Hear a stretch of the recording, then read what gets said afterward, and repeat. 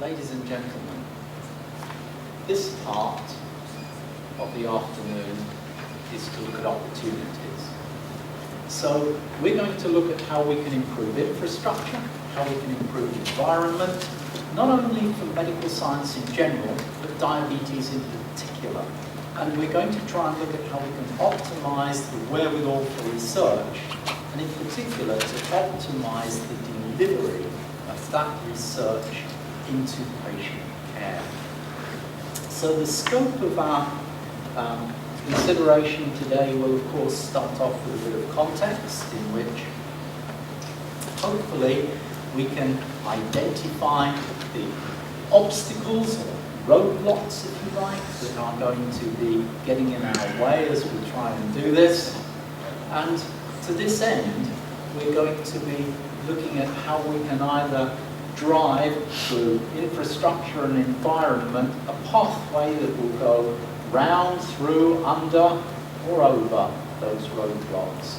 And to illustrate this at the end, I'd like to take a case study out of education in which we can see how we'd like to do this. So let's start off with our context. We've already heard from Philippe about Diamap and how it has been possible very recently to prepare a detailed inventory of research on diabetes, to go Europe-wide, and to prepare a comprehensive roadmap. So this is leadership of a very important nature in Europe. Miriam has also been able to present to us today the expectations of people with diabetes. And we've also heard from Thomas, very nicely, he set out some examples of the way in which detailed research plans can be carried through. But in each of these presentations, we have been treated to exposure of the gaps. And I suspect when Zhao gets going on policy, he's going to expose some more gaps. So, what I'd like to suggest is that here we have to identify the roadblocks or the obstacles that cause those gaps, and then we've got to establish the changes in infrastructure and environment that are going to be needed in order to get round those, plug, if you like, those gaps. So let's consider the roadblocks. Now, some of the roadblocks, as we'll see, are generic roadblocks. Others are very specific to diabetes, and Thomas has given us some examples of those. Our strategy will evolve from finding ways to steer through and around these roadblocks, and we'll illustrate this, hopefully, with some examples then from education. But throughout, our touchstones have to be efficiency gains and facilitating translation in order to get the research to benefit the patients. And while we do this, we're certainly paying due regard to cost, the actual practicalities. Hopefully, we're dealing with the whole spectrum also of human sensitivities. Now, as we go through, in parallel, we hope that we will be able to inform policy, Jan, and we hope at the same time what we do will be able to help us to implement that policy. So when we go for infrastructure, first off, policy.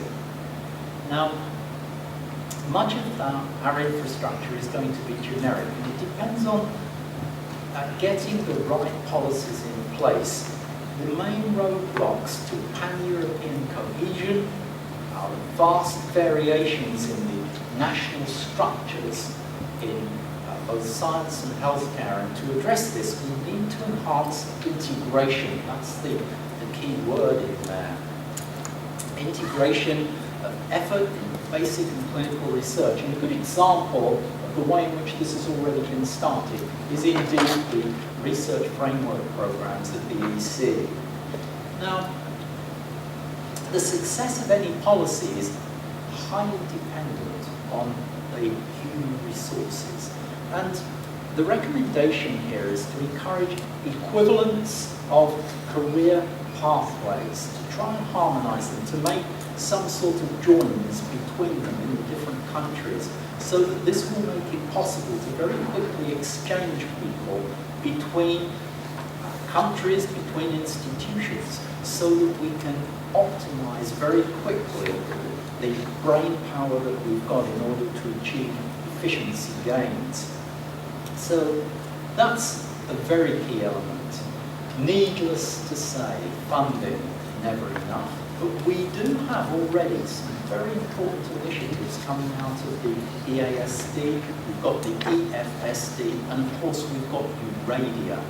And these are particularly forward-looking because they're exploring and they're implementing the collaborations to optimise funding allocations. Now, infrastructure itself currently is clearly not adequate for proper Europe-wide collaboration. And this is, as Miriam pointed out, notably in the areas of registries, research networks, databases, repositories. Repositories, for example, of tissues in biobanks to become available to be able to use in centres across Europe. So one way to deal with this might in fact be some sort of European platform that would be able to look at this across Europe-wide. And I would like to pursue this a little further. This is the so-called EPCRD initiative, which was proposed by the Clinical Science and Care section of Diamond. So let's have a look at that as an example. So EPCRD, or some similar type of platform, would be tasked with facilitating and speeding up European collaboration in clinical research in diabetes, taking advantage of developments in basic clinical research, for example those described by Thomas, but not waiting 25 years, and progressing entry into clinical research, and then applying that research through translation to care delivery. Now, the centre would operate mostly in a virtual administrative manner, but providing a convergence point for smaller individual centres or regional or national studies or even national clinical networks. And these would need sufficient commonality of governance structures. Also, uniformity of ethics. And this would be sufficient to share data across from registries and tissue biobanks.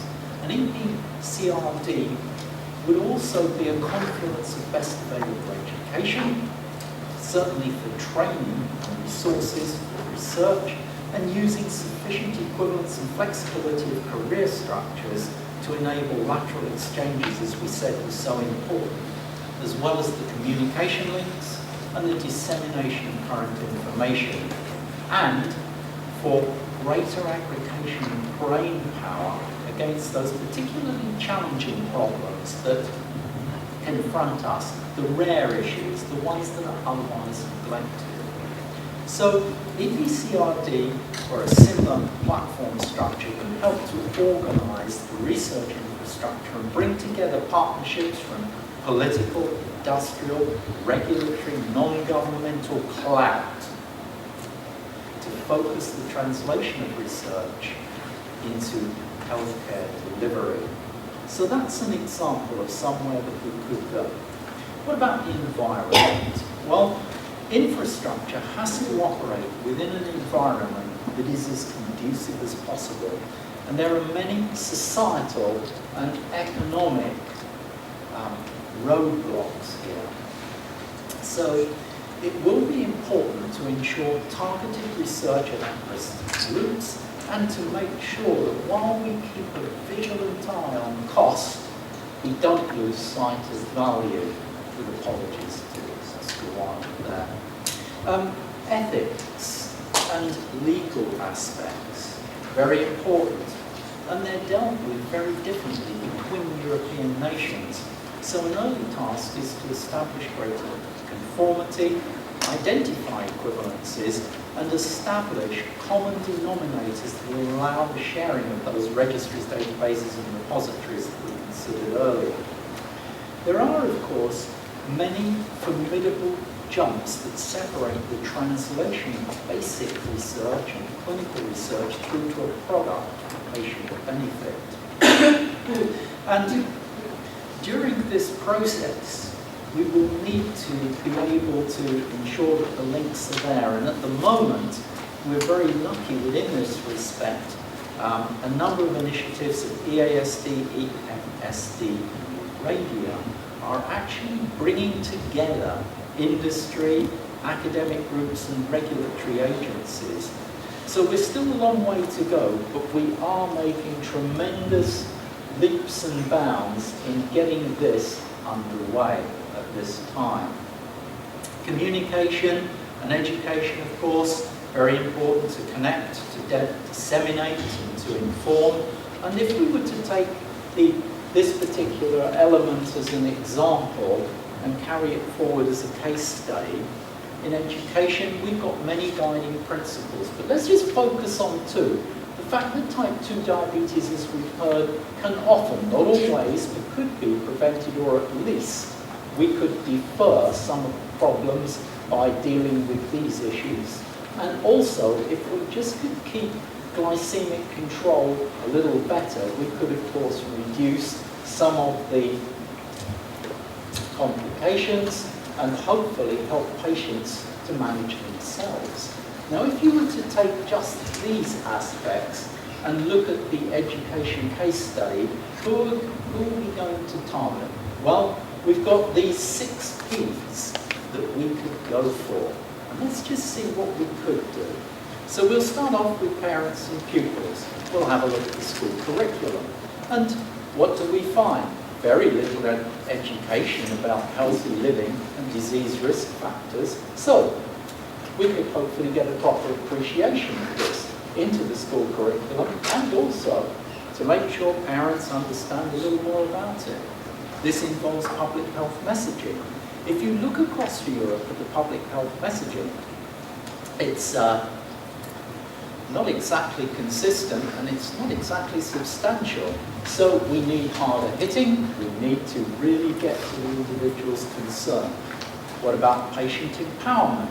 Look across Europe, it's varied, it's patchy, it's insufficient. And so we've got an opportunity here to be able to engage with people in order to make sure that we can provide individuals with the opportunity for more effective self-management. And if we go down the professional line, we realise that we're time restricted here on education, not to mention some of the other problems. And therefore we could deal with this by taking advantage of areas such as e-learning in order to get messages out and be there very quickly. Politicians and the policymakers. And we are aware, as Chairman pointed out, of the limited awareness of this particular group. So we need to be in there and tell them that an epidemic is really going to affect the individuals and it's going to affect the public health. And then the policymakers. I don't think we do have a clear strategy across Europe, and we need to understand the value of education now in order to make sure that those rightful policies are put in place. So, Mr. Chairman, to conclude, we've taken careful note of the needs and expectations voiced for the diabetes community, Miriam, thank you, and the specialist pathways map for research, Thomas, thank you. And we've listed many of the roadblocks here, both generic and specialist, that currently impede the progression of basic science through clinical science to healthcare delivery in diabetes across Europe.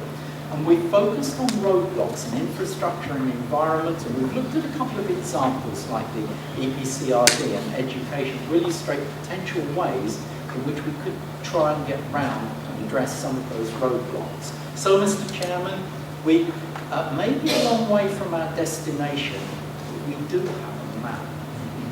And we can see the right modes of transport needed to deliver better diabetes healthcare Europe-wide in the years to come. Thank you very much.